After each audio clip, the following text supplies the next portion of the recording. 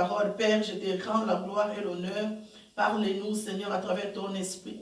Guide-nous pour que tout ce que nous allons partager ce matin soit pour nous le pain, Seigneur, qui va rassasier chacun de nous. Merci, Éternel, pour ta présence et ton esprit. Merci, Papa, pour tout ce que tu as préparé pour chacun de nous. Que la gloire et l'honneur reviennent qu'à toi. Au nom puissant de Jésus-Christ, notre Seigneur, notre Sauveur. Amen. Amen. Mes bien-aimés, le titre de mon message ce matin, c'est « Le péché est-il une réalité ?» Est-ce que nous croyons que le péché est une réalité? Qui peut me répondre à ça? Est-ce que nous croyons que le péché est une réalité?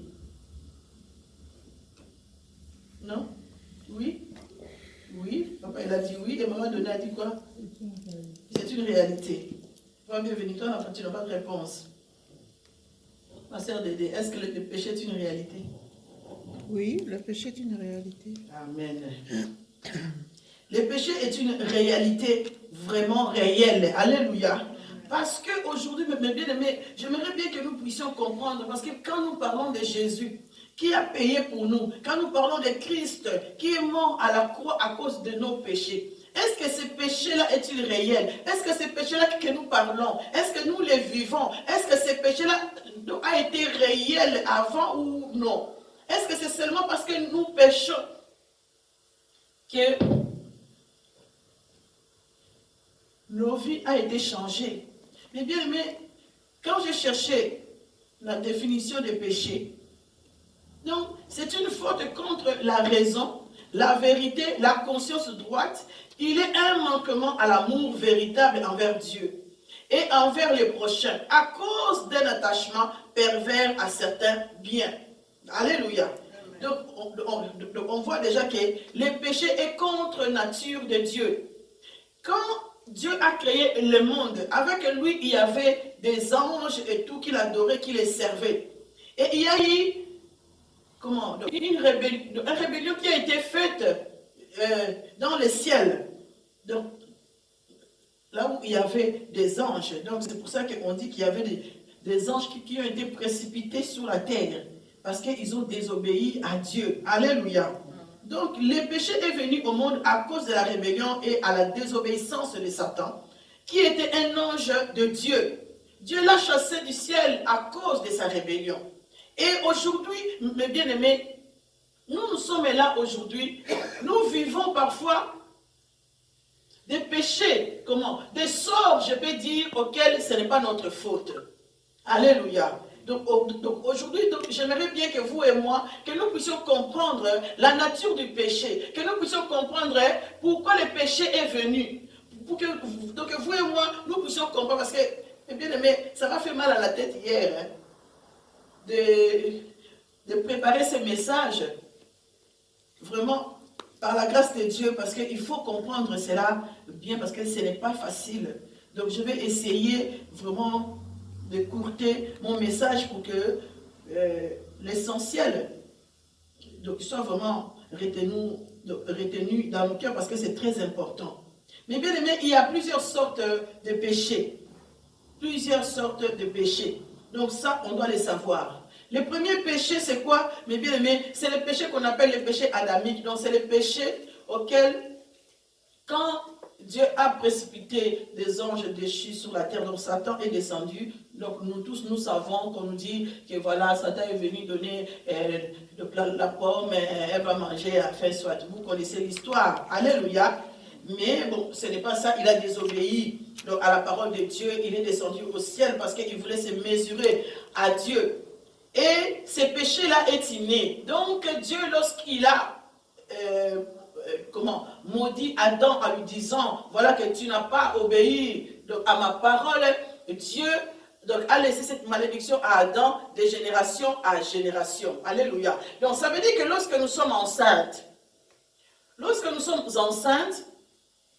nous accouchons, le bébé est né, il a déjà la nature pécheresse. Ça veut dire qu'un bébé qui naît aujourd'hui, il a déjà cette nature adamique. Il a déjà cette nature pécheresse. Donc ça veut dire qu'il a hérité Donc ça veut dire que c'est le péché qui a été hérité de génération en génération. Avant même qu'ils connaissent que le mal existe, avant même qu'ils commencent à faire les péchés, lui déjà il est né, mais il a cette nature pécheresse. On va lire, mes bien-aimés, dans le psaume 51.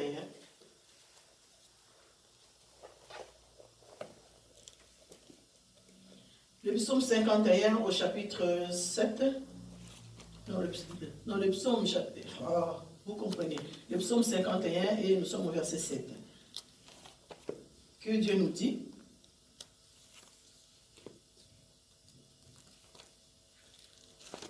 Voici, je suis né dans l'iniquité, et ma mère m'a conçu dans les péchés. Mais tu veux que la vérité soit au fond du cœur. Fais donc pénétrer la sagesse au-dedans de moi.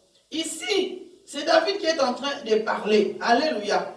Il dit, je suis né dans les péchés. Ma mère m'a conçu dans les péchés. Parce que cette nature adamique, cet péché est en train de nous suivre. C'est comme un parent, une maman ou bien un papa qui a mis enceinte sa femme.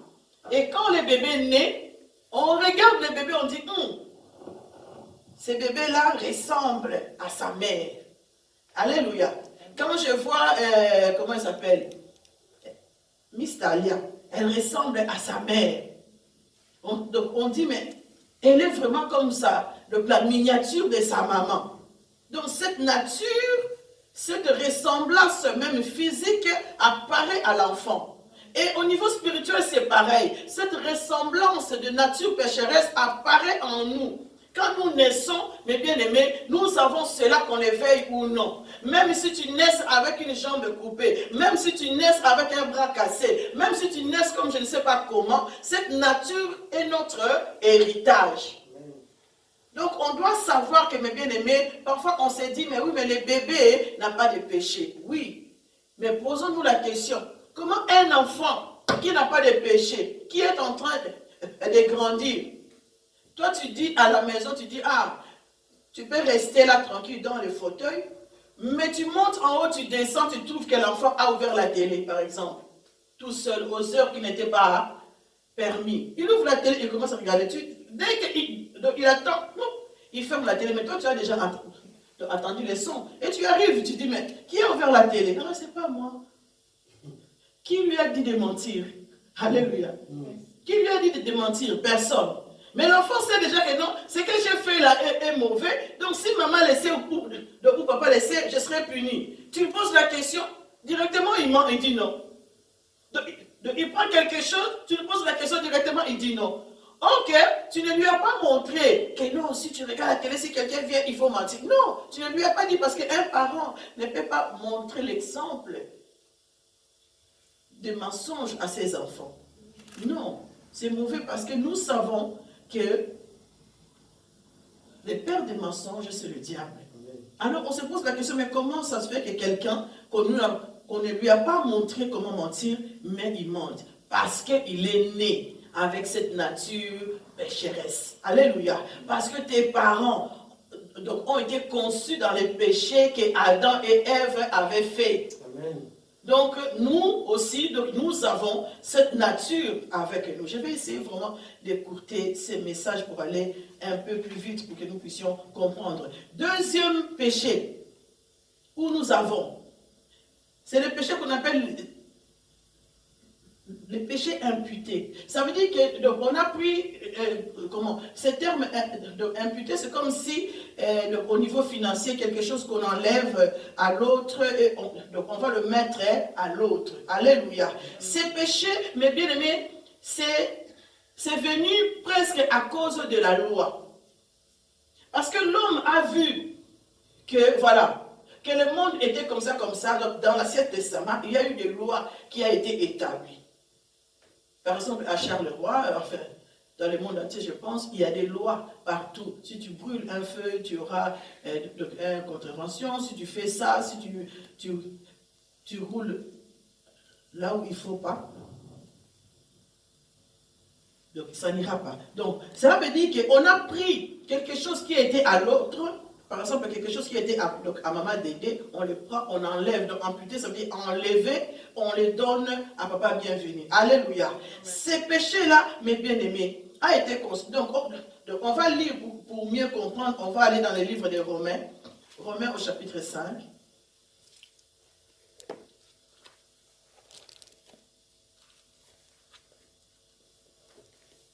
Et nous allons commencer au verset 13.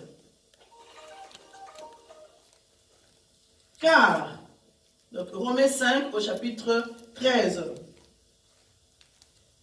Car jusqu'à la loi, les péchés étaient dans le monde. Or, le péché n'est pas imputé car quand il n'y a point de loi, cependant la mort a régné depuis Adam jusqu'à Moïse, même sur ceux qui n'avaient pas péché, par une transgression semblable à celle d'Adam, lequel est la figure de celui qui devait venir, mais il n'en est pas du don gratuit comme de l'offense.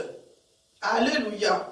Donc ici, on nous dit qu'avant, même si on était né avec ces péchés, donc avec cette nature de péché, les gens mouraient comme ça, mais les gens, ils ne mouraient pas à cause de péchés là.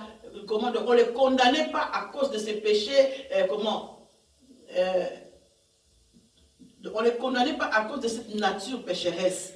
Mais après Moïse, les hommes mouraient parce qu'ils désobéissaient à la loi. Quand la loi est arrivée, mais bien aimé, si on commence à t'interdire, ne sors pas, ne mange pas, ne fais pas ça, si tu prends ça, donc on te condamne.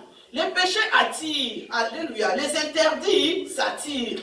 Quand on commence à te dire non, ne vole pas, dans ton cœur de rébellion, puisque tu as la nature pécheresse, ça te pousse à contredire la loi. Alléluia. Amen. Donc, parfois, oui, tu peux faire des efforts parce que tu as Jésus-Christ. Donc, ça, on va le voir.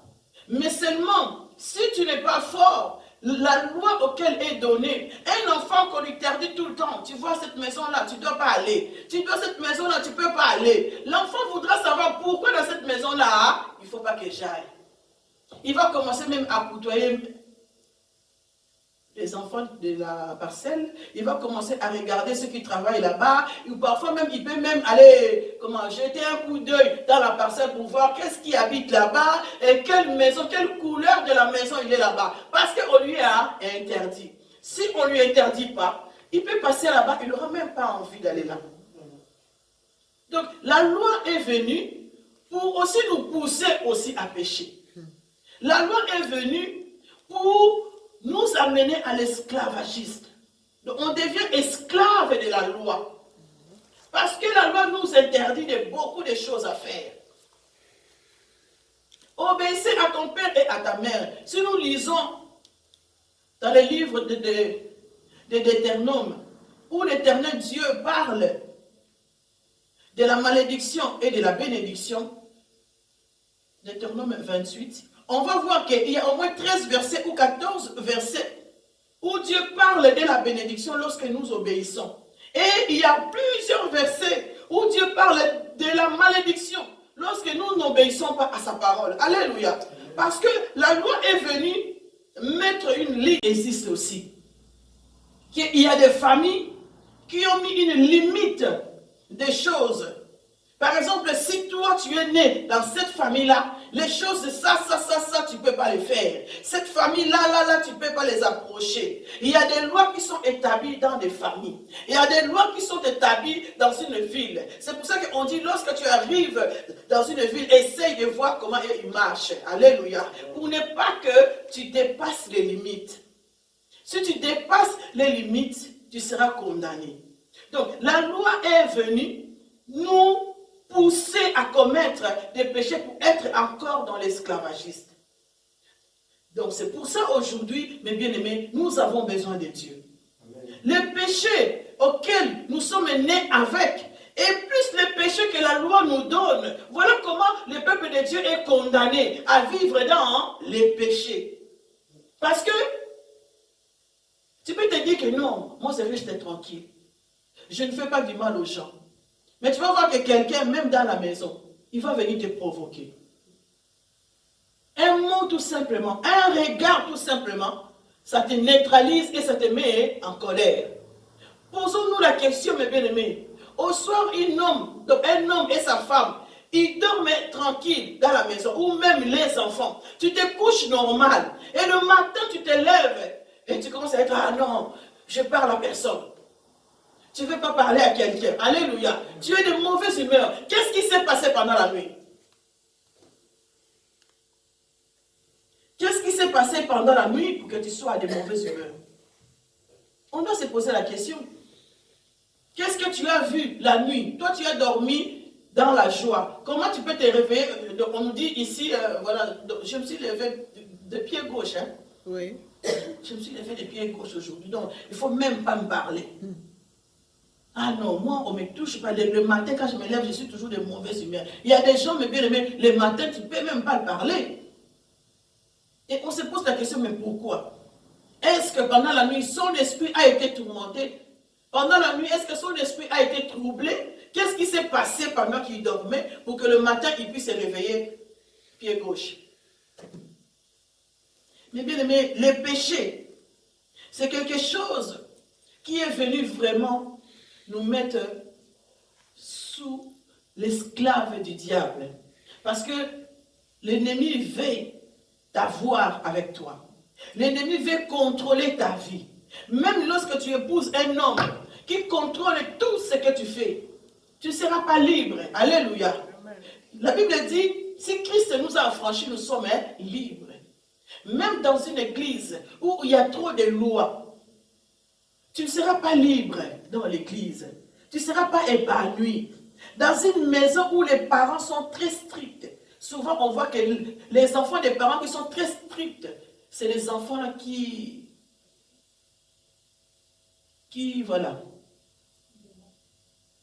dérapent. Voilà les mots. Merci. Pourquoi? Parce que les parents qui sont trop stricts, ils marchent selon la loi. Moi, j'ai grandi comme ça. Vous ne pouvez pas faire ça. Moi, j'ai grandi comme ça. Nous, on nous a appris ça. Et c'est la loi, c'est la loi, c'est la loi. La loi est venue, il nous pousse à faire le mal. Or, c'est le contraire du Christ. C'est pour cela, maintenant, nous avons la grâce de vivre. Amen. La grâce que l'Éternel, Jésus-Christ est venu pour nous. Parce que dans l'Ancien Testament, on nous parle de tout ce qui est la loi. On nous explique les choses qui sont mauvaises, que si nous faisons ça, nous serons condamnés. Si tu fais ça, la malédiction, on va te suivre. Alléluia. Amen. Donc, peuple de Dieu, nous devons comprendre que le péché est venu non seulement parce que c'est nous qui avons péché, mais le péché est venu déjà de notre nature. Et après, la loi est venue encore nous pousser à pécher, et maintenant on va tomber, mes bien-aimés, à notre troisième péché, c'est le péché personnel. Je veux vraiment faire ce message petit pour que cela puisse rester, parce que c'est très important. Si nous comprenons cela, mes bien-aimés, lorsque nous serons devant les péchés, nous saurions comment ne pas pécher. La Bible dit que c'est le péché qui nous sépare de Dieu. Lorsque nous péchons, quand tu es venu ici, tu as prié, tu étais concentré, tu sors d'ici, tu commences à pécher, tu annules tes prières. Alléluia. Voilà pourquoi c'est quelque chose qui est très important dans notre vie, auquel on doit garder à être saint, même si notre Dieu, lui seul est saint, il est capable de nous aider à marcher dans la sainteté. Excusez-moi. Donc le troisième péché, mes bien-aimés, c'est le péché personnel auquel nous-mêmes nous commettons. Beaucoup de choses que nous faisons, jeudi passé, donc j'avais dit que le premier ennemi de notre vie, c'est nous-mêmes. Nous ne voulons pas nous contrôler. Nous ne voulons pas mettre des limites dans notre vie. Nous ne voulons pas écouter la parole de Dieu. Nous ne voulons pas respecter la parole de Dieu. Et ce qui fait que nous commettons beaucoup de péchés. Et parfois, on se dit, mais non, ce que je fais là, ce n'est pas grave. Mais bien aimé, donc, en commençant par les petits péchés auxquels tu as fait quelque chose de simple. Qu'est-ce que je peux dire? Quelque chose de simple. Un péché simple comme ça. Que tu insultes quelqu'un, quoi. Quelque chose de simple. Tu lui dis, voilà, dans une conversation, foutez-moi la paix, enfin je ne sais pas, quelque chose comme ça, que tu as blessé l'autre. Cela est aussi simple et petit pour nous. Et comme quelqu'un aussi qui peut prendre un couteau, qui a tué quelqu'un. Donc au petit péché jusqu'au grand péché, pour Dieu c'est un péché. Alléluia. Pour Dieu c'est un péché. Donc ça veut dire qu'un meurtrier, si aujourd'hui il accepte Jésus-Christ, il confesse de sa bouche. Accepter Jésus, c'est confesser Jésus dans sa bouche. Ne dis pas que non, moi je vais à l'église, j'aime Dieu et puis je connais Dieu. Donc ça veut dire que j'ai accepté Jésus. Non, on confesse Jésus. On confesse Jésus dans sa bouche. C'est quelque chose qu'on fait avec le pasteur ou je ne sais pas. On confesse que tu acceptes Christ. Lorsque tu acceptes Jésus-Christ, Dieu te prend et il t'amène, il te prend comme sa fille. Alléluia, ou son fils. Le péché, donc un meurtrier, donc je disais, il croit en Jésus, il confesse que Christ est le Sauveur et le Seigneur, et il demande pardon à Dieu. Dieu pardonne tous les péchés qu'il a fait, même s'il était braqueur, même s'il a tué quelqu'un. Dieu, il les pardonne. Et s'il meurt aujourd'hui, il va à côté de Dieu. Alléluia. Mais nous là qui disons, ah, fous-moi la paix, nous disons, ah non, non, ça c'est un petit mensonge, ah mais non, ça c'est rien du tout, à cause de l'autre. La Bible dit, si toi tu vois seulement, comment on dit, donc, la paille qui est dans l'œil de l'autre, regarde aussi la poutre que toi tu as. Amen. Donc parfois on se dit, mais non, mon péché à moi est si petit. Et ben, regarde eux comment ils sont, leur façon d'être, leur façon de boire, leur façon d'être, n'est pas comme moi. Mais Dieu, lorsqu'il nous regarde, il voit que nous sommes tous des pécheurs. Parce que nous commettons, il y a des péchés que nous commettons volontairement. Nous commettons des péchés volontairement. Ça veut dire que je sais très bien que ce que je fais, c'est un péché. Mais je le fais parce que je sais qu'après je vais demander pardon à Dieu, il va me pardonner. Un péché, comment? Un chrétien ne doit pas avoir ce caractère-là. De savoir que si je pêche, je vais demander pardon, Dieu va faire. Un jour, on était dans une église. Excusez-moi. Il y avait le pasteur qui prêchait et qui disait que non, Dieu est tellement amour. Mais même si tu as péché, les jours où le ciel, où Dieu va descendre pour nous prendre, on ira tous au ciel, personne ne va aller à l'enfer. Parce que Dieu est amour. Alléluia. Et tout le monde était content de dire, ah. Quand l'église est finie, je lui ai posé la question, je dis, papa, alors si tout le monde va aller au ciel, pourquoi l'enfer a été fait? Pourquoi Jésus-Christ est venu? Pour que Christ vienne. Si Dieu, dans sa grandeur, dans son amour, dans sa bonté, a pu prendre son Fils unique, lui qui était sans péché, parce qu'on va le lire, il était sans péché, il n'a pas commis les péchés, mais Dieu a vu pour que nous puissions être réconciliés avec lui. Il a envoyé son Fils unique, venir mourir à la croix pour nous. À cause de quoi? De nos péchés. Parce que si ce n'était pas ça, Dieu n'allait pas envoyer son Fils unique. Et comment on peut enseigner une grande église que à la fin tout le monde ira au ciel? Donc ça veut dire que ceux qui commettent des péchés vont continuer à pécher. Parce qu'ils savent qu'à la fin tout le monde va aller au ciel. Mais bien aimé, ne suivez pas de prédication comme ça. Si Jésus est venu sur la terre, c'est à cause de nos péchés. Parce que Dieu s'est séparé de nous.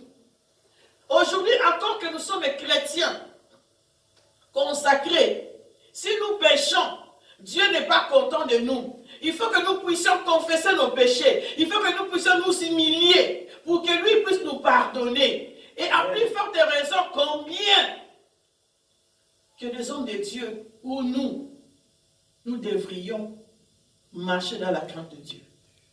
Alléluia. Amen. Parce que sinon, nous ne serons pas là pour parler de ça. Sinon, Jésus-Christ n'allait pas vaincre la mort. Si Christ a vaincu la mort, mais bien aimé, une fois j'ai été vraiment comment?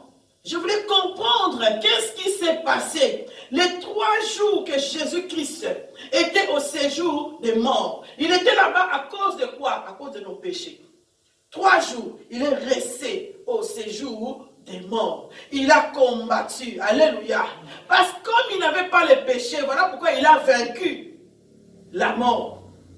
Amen. Le seul homme qui était ressuscité et qui vit parce qu'il n'avait pas de péché. Si Jésus avait un seul péché, il n'allait pas vaincre Satan, il n'allait pas vaincre la mort. Et comment on peut nous enseigner que même si nous péchons, nous irons au ciel?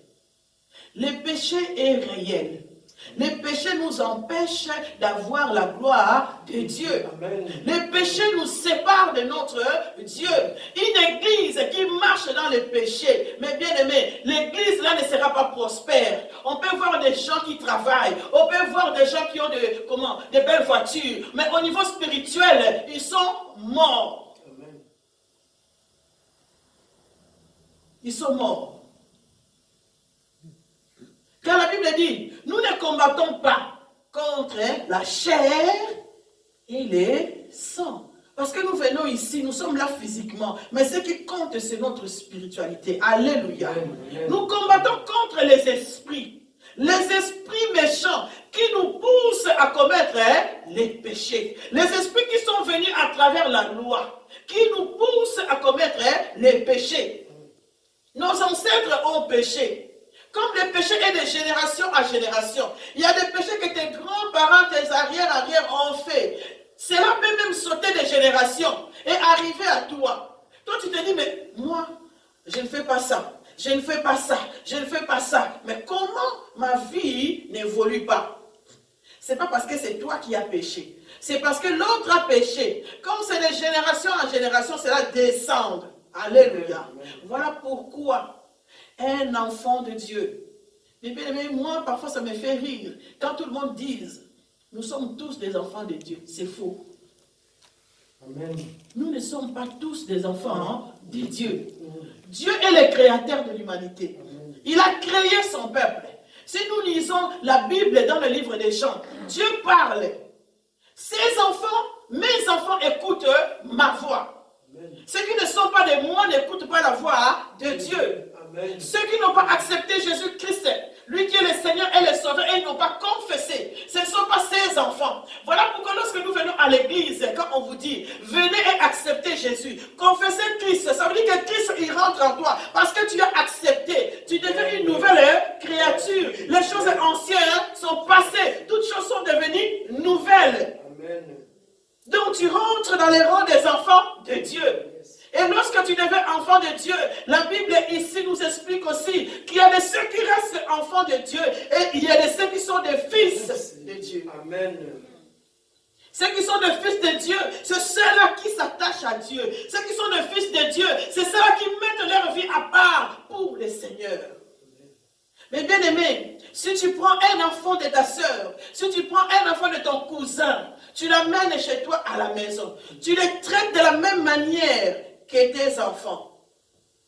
Si tu dois donner un fessé, tu donnes aux deux les fessés. Ton enfant va dire, ah, il pleure, oh, ma mère, elle est méchante, et ça passe. L'enfant de ta soeur, l'enfant de ton cousin, l'enfant de ton voisin, dans son cœur, il va dire que non, s'il me frappe comme ça, c'est parce que je ne suis pas son enfant. Même tu as adopté un enfant, on le voit aujourd'hui. Tu adoptes un enfant, tu le traites comme ton enfant. Un jour, l'enfant cherche ses parents. Alléluia. Amen. La loi de la nature. Voilà pourquoi, mes bien-aimés, nos péchés personnels empêchent une communication véritable avec Christ. Quand nous commettons des péchés, quand nous ne voulons pas détacher des choses qui sont mauvaises dans notre vie, nous coupons cette alliance avec Dieu. Nous coupons cette alliance, mes bien-aimés, cette communication véritable avec Dieu. On va lire, mes bien-aimés, dans Romains 8.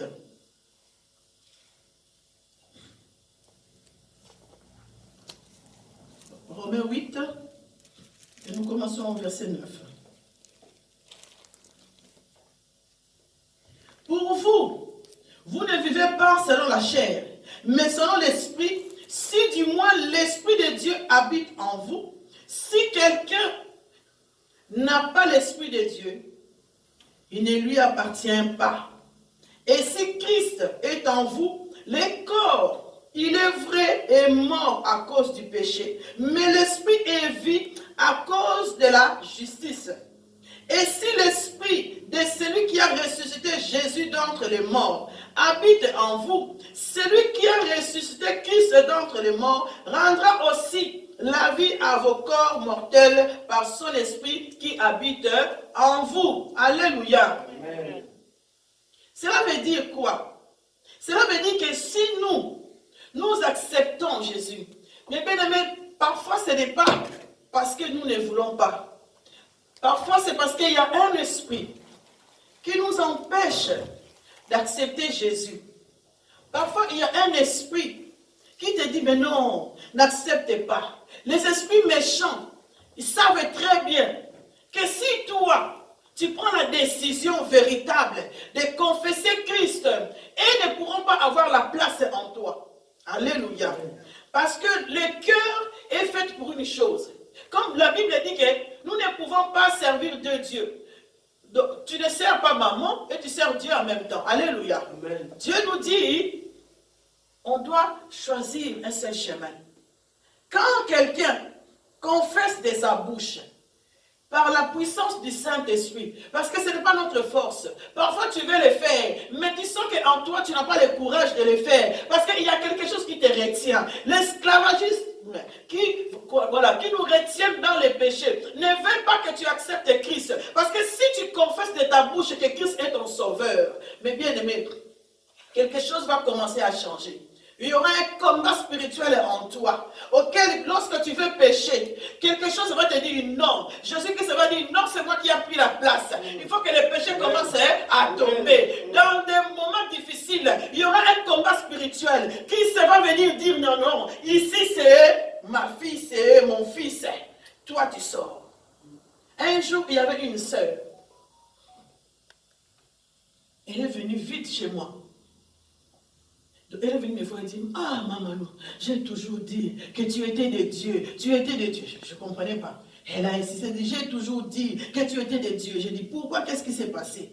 Alors elle dit, dans mon rêve aujourd'hui, c'était tellement réel que j'ai vu comment le diable m'a mis dans un trou et il était en train de m'étrangler. J'ai crié, mon mari était à côté, personne ne m'écoutait. J'ai crié, Seigneur, aide-moi. Je voyais personne. J'ai commencé à pleurer, ma vie est finie. Je veux laisser mes enfants. Je voyais la mort en moi.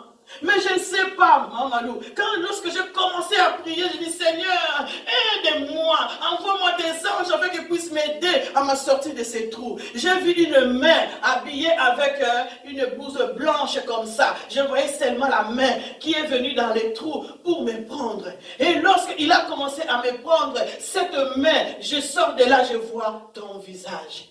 Tu m'as sorti de ces trous. Elle est levée. Cette femme, elle transpirait pendant qu'elle m'expliquait. Elle dit, j'ai vu ta main. Et j'ai glorifié le Seigneur. J'ai dit à mon mari au matin, Maman, je vous dis, c'est de Dieu. Alléluia. Et nous avons béni le Seigneur. Nous avons prié ensemble. J'ai dit, Dieu utilise qui il veut. Dieu utilise qui il veut. Parce que Dieu est souverain. Une fois, j'étais à l'église en train de chanter. Parce que, mes bien-aimés, à cette époque-là, il y avait des moments où le Saint-Esprit m'inspirait pendant qu'il y avait la prière. Je commençais à chanter un chant qu'on n'avait pas répété. Dieu m'utilisait comme ça. Et je chantais et dans la salle, il y avait des délivrances qui s'opéraient. Et je ne savais pas, en fait, pendant que je chantais dehors, que je pleurais. Donc, il y avait des gens qui étaient à la salle, qui regardaient, qui ont vu que je pleurais. Et puis, l'église est finie, chacun de nous est parti chez soi. Le lundi matin, j'étais dans ma salle de bain en train de me préparer. Je sens comment poignarder, un coup dans mon dos. Bam! Ah Seigneur, j'avais mal, mais bien aimé, je ne savais plus marcher. Je devais aller passer un examen. Je ne savais même pas conduire. Parce que rien que de faire ça, j'avais mal pour tourner le volant. Et je me souviens qu'il y avait mon frère qui était là. Donc, il était venu avec moi dans la voiture. Je dis, viens parce qu'il faut que je passe cet examen-là, c'était très important. Et je suis allé avec lui. J'ai prié le Seigneur, La douleur était tellement intense. Seigneur, qu'est-ce qui se passe? J'ai tout remis entre les mains de Dieu. Et on arrive aux veillées. Et dans ces veillées, on priait. Et le pasteur disait, Maman, toi, tu continues seulement à chanter. J'ai chanté. Il y avait un homme, mes bien-aimés, qui était un sorcier dans la salle. Et lorsqu'on a coupé la veillée, cet homme a dit, il avait quelque chose à confesser. Et cet homme a commencé à nous expliquer. Il dit, ici dans cette ville de Charleroi, c'est quelqu'un de Charleroi, il a dit, ici dans Charleroi, il y a un groupe de personnes, enfin des sorciers qui sont ensemble, qui opèrent dans leur truc. Et ces gens-là, lui, comme il a commencé à venir à l'église, il a été touché des choses, voilà, de la parole de Dieu. Et il voulait abandonner. Comme il voulait abandonner, eh bien, quand tu veux quitter la loi, le groupe là, ben, tu es attaqué. Alléluia. Quand tu commences à prier comme ça, tu es attaqué par des personnes qui veulent te garder esclave. Et alors, ce jour-là, ce dimanche-là, il est venu à l'église. Et pendant qu'on chantait la louange, je priais, je chantais, cet homme-là, en fait, quand il est rentré chez lui, pendant la nuit, vers 2h, 3h du matin, il dormait, et il voit comme si c'était la réalité. Il a vu comme ça de ses yeux. Il a dit que, comment, le groupe de personnes sont venus chez lui, il dormait avec un ami dans la même maison, mais l'ami n'a rien entendu. Ce groupe est venu, ils ont commencé à l'attaquer. Ils ont dit, toi, tu veux nous vendre, toi, tu veux dévoiler notre secret. Ils ont commencé à l'attaquer, ils ont envoyé le feu sur lui. Il a dit, j'ai commencé à crier, mon lit commençait à brûler. Je sentais une douleur, je brûlais en moi. J'ai commencé à crier, qui pourrait m'aider? Son ami était à côté, il dormait. Il dit, c'était réel ce que je vivais. Parce qu'ils m'ont dit, toi, tu veux nous vendre, tu vas voir. Et lui, directement, il a dit, j'ai mis mes pensées dimanche au culte. Et j'ai commencé à dire, Seigneur, j'étais dans ta maison dimanche. Fais quelque chose pour moi. Il a dit, lorsqu'il était comme ça, il a vu mon visage. Mon visage, il y avait une larme qui était tombée de mes yeux. Il a dit, maman, donc nous tous, même moi-même, j'étais surprise. J'étais là comme ça, je regardais, écoutais cet homme parler. Il a dit, j'ai vu ton visage, il est apparu et tu regardais là où le feu envahissait ma vie. J'étais en train de brûler sur moi et je vois une de tes larmes qui ont coulé. Mais donc, quand ça coulait, c'était comme une larme. Mais il est venu éteindre le feu comme si on avait mis un camion d'eau, comme ça. Il a dit, le feu était éteint. Et je me suis sursauté, j'ai commencé à prier. Voilà pourquoi je disais qu'aujourd'hui, il faut que je prie, il faut que je vienne. Cet homme, je vous dis, aujourd'hui, il n'habite plus ici à Charleroi. Il est parti. Il est parti et je me demande s'il a vraiment lâché. Alléluia. Parce qu'il avait des pressions. Parce que si moi j'ai reçu le coup là, ça veut dire que ce n'était pas quelque chose. Alléluia. Mais Dieu est puissant. Nous ne connaissons pas nos voisins. Nous ne connaissons pas les gens qui sont avec nous. Nous ne connaissons pas, mais bien voilà pourquoi on nous dit. La Bible dit, n'allez pas souvent dans la maison de ton voisin. Alléluia. Parce que tu ne sais pas ce que tu vas amener de chez toi. Mais bien aimé, donc ça veut dire que les péchés, mes bien aimés, que nous commettons nous-mêmes, nous séparent de Dieu. Nous séparent de Dieu. Et il faut qu'il y ait le secours de Jésus-Christ, lui seul qui a donné sa vie pour nous. Cet amour-là vient à travers son esprit. C'est pour cela que les enfants de Dieu ont besoin de l'esprit de Dieu. Si vous venez à l'église et que vous n'attendez pas que nous insistons sur le Saint-Esprit, le Saint-Esprit nous donne la capacité de savoir que ça c'était un péché. Le Saint-Esprit va nous donner la force de confesser, de dire Seigneur, je suis un pécheur. Parce qu'il y en a qui commettent des péchés, mais qui ne savent même pas que c'est un péché. Parce que pour lui, c'est un péché mignon qu'on appelle. Pour lui, c'est normal. Il est habitué avec ces choses-là et il trouve ça normal. Or, que ce n'est pas normal. Et cela casse notre unité avec Dieu. Tu pries, mais il n'y a rien qui change. Après, tu dis que non, dans l'église là-bas, c'est pas vrai. Je vous dis que dans cette église, si tu viens ici, tu vois que ta vie n'a pas changé. Pose-toi des questions. Toi-même, pose-toi des questions.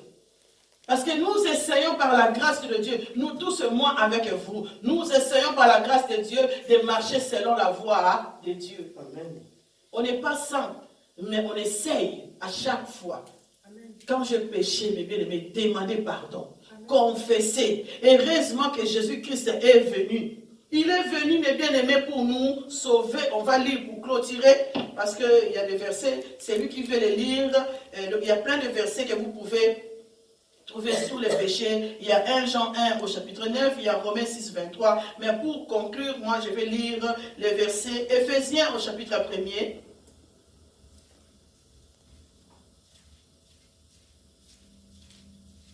Éphésiens au chapitre 1er, et nous allons lire au verset 7. Dieu nous dit, en lui, nous avons la rédemption, par son sang, la rémission des péchés, selon la richesse de sa grâce, que Dieu a répandue abondamment sur nous, par toute espèce de sagesse et d'intelligence. Mais bien aimés, heureusement que nous avons Jésus-Christ qui est venu nous sauver à travers son sang. Il nous a rachetés, il nous a pardonnés, alléluia. Il nous a pardonnés par la richesse de sa grâce. Il fallait qu'il y ait cette grâce que Dieu envoie son Fils mourir pour nous, payer pour nous. À la croix, il a souffert, il a payé le prix en mourant à la croix pour qu'aujourd'hui, nous puissions bénéficier de cette grâce de nous appeler des enfants de Dieu. Cette grâce est pour nous. Dieu nous a donné parce qu'on n'a pas mérité cette grâce. Mais Dieu, en créant l'homme, Dieu nous aime. Il a dit qu'il nous a créés à son image. Donc, il ne veut pas que nous soyons des pécheurs. Mais bien aimé, heureusement, Christ est puissant. Heureusement, Christ est venu nous sauver. Cette prédication est tellement grande que je pouvais le faire même en 3 fois. Mais, par la grâce de Dieu, j'espère que nous avons compris. Parce que c'est très important qu'un chrétien comprenne la nature du péché pour savoir comment je peux arranger ma vie avec Jésus, comment je peux marcher avec Jésus. Parce qu'il y a des choses que nous trouvons normales. Insulter quelqu'un, nous trouvons ça normal. Faire des débauches, nous trouvons ça normal. Mais il y a des choses qui ne sont pas normaux devant notre Dieu. Les péchés, mes bien-aimés, nous séparent de Dieu. L'ennemi vient parfois nous égarer, enlever cette image des chrétiens en nous, mais nous avons un consolateur que Christ nous a laissé, c'est le Saint-Esprit, qui vient nous rappeler, qui vient nous dire que ma fille, mon fils, faites attention. La façon dont tu marches, c'est pas ça. Donc même les enfants, écoutez cette parole, fouillez les péchés. Les péchés coupent la nature de Dieu en nous. Il y avait quelqu'un qui m'a dit un jour que son fils a été suicidé. Tentative de suicide plutôt. Mais en me disant ça, il me dit, ils étaient en prière, ils étaient en jeûne et prière, un séminaire de 3 jours, son fils avait jeûné, mais il a quand même pris des médicaments pour mourir. Donc je dis, ça veut dire qu'il n'était pas en vraie prière avec Christ. Quand tu es attaché à Dieu, tu es venu à la prière, mais bien aimé, tu jeûnes pendant 3 jours et tu es au pied de Dieu. Après, tu vas encore prendre des médicaments pour mourir, il y a quelque chose qui ne va pas. Alléluia.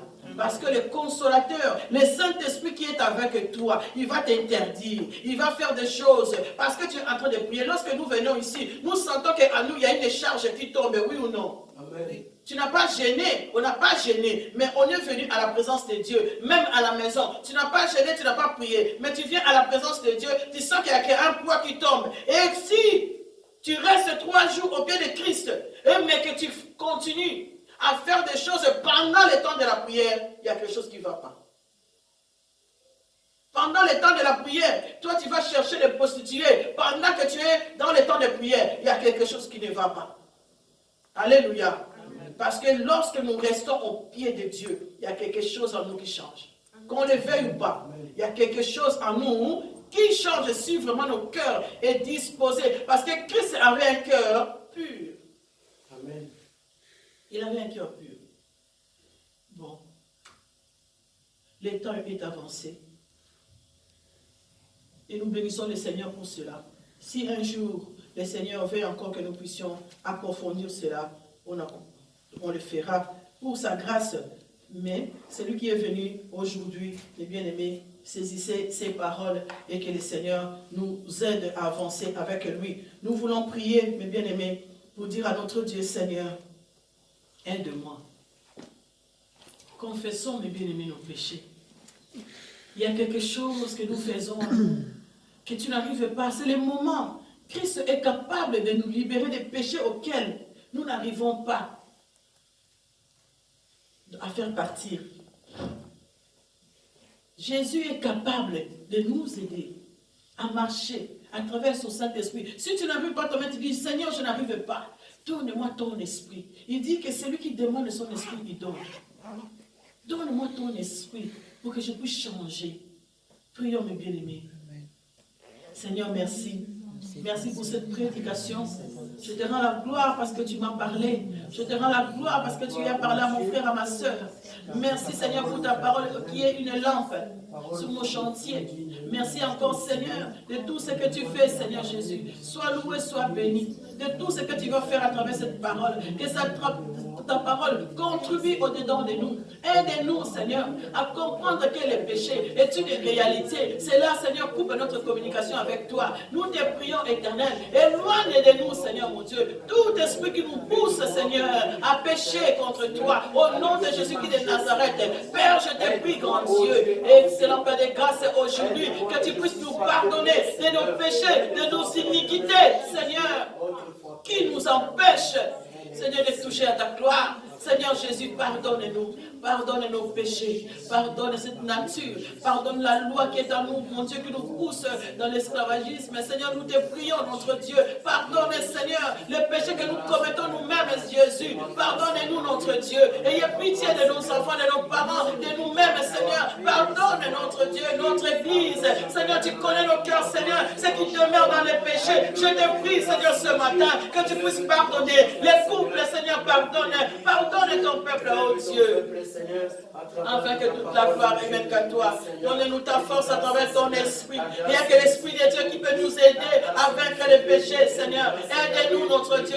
Donne-nous cette force que tu as, Seigneur, pour que nous puissions fuir les péchés éternels. Au nom de Jésus. Seigneur, bénis-nous ce matin. Bénis ton peuple ce matin qui a écouté ta parole. Et bénis ceux qui vont nous écouter aussi après, Seigneur Jésus. Que cette parole amène la libération. Que cette parole amène la délivrance, Père, dans la vie de ton peuple, notre Dieu. Merci, Seigneur. Que la gloire et l'honneur reviennent qu'à toi. Au nom puissant de Jésus-Christ, notre Seigneur, notre Sauveur. Amen. Salut! Abonnez-vous massivement et gratuitement sur notre chaîne Maluma Kingo TV. Likez, partagez et activez la cloche de notification pour recevoir le plus de vidéos.